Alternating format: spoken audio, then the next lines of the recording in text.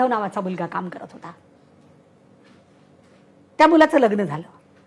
बाबाची नजर त्याच्या बायकोवर गेली आणि एकदा बायकोला भेटायला आण असं काहीतरी त्यांनी म्हटलं. आता माझा मालक काय करतो हे तर मला माहिती आहे, बरोबर. मग माझ्या बायकोवर त्याची नजर गेली हे वाटल्यामुळे त्यांनी काय केलं की आज काय करतो मला माहित आहे, त्यांनी स्पाय कॅमेरे ऑफिसमध्ये फिट केले आणि त्याचं फुटेज तो घेत राहिला. जेव्हा ते सगळं पाहत होता तो, मे बी आता ह्युमन बिंग टेंडन्सी आहे की या महिलांना ब्लॅकमेल करून किंवा या बाबालाच ब्लॅकमेल करून मला काही पैसे मिळतील का असंही वाटलं असेल का माहिती नाही.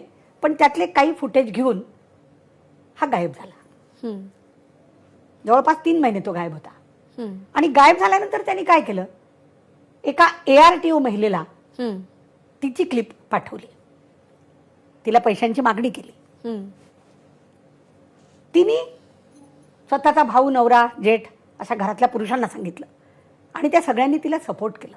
शी सेड की मला माहिती नाही हे माझ्याशी केव्हा झालं, कदाचित मला ते प्यायला दिलं म्हणून गुंगी आली असेल किंवा हिप्नोटाईज केलं असेल. आणि सुदैवानं त्या महिलेवर तिच्या लोकांचा विश्वास असल्यामुळे त्यांनी सपोर्ट केलं. अहिल्यानगरमध्ये त्यांनी ब्लॅकमेलिंगचा गुन्हा दाखल केला नितीन जाधवच्या विरोधात. आता ते सगळे लोक या बाबाचे भक्त होते, कदाचित ती कुणकुण बाबांपर्यंत पोहोचली असेल.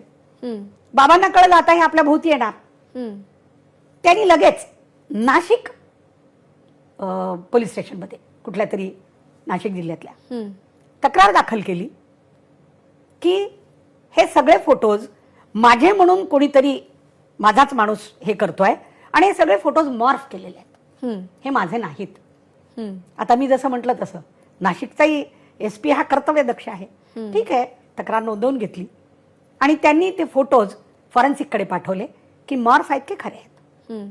बाबा म्हणतात म्हणून ते मॉर्फ नाहीत आणि तो कुणीतरी नितीन जाधव म्हणतो म्हणून ते खरे नाहीत. Let us see what is that. The reality was ते फोटो खरे होते, ती CCTVची क्लिप होती. मग दोन्ही पोलीसवाल्यांचे कान खडे झाले की अरे हे कुठून आलं. मग हा नितीन जाधव जो आरोपी आहे ज्याच्याकडून हे महिलेचे फोटोज हे होत आहेत तोही एक गुन्हा आहे.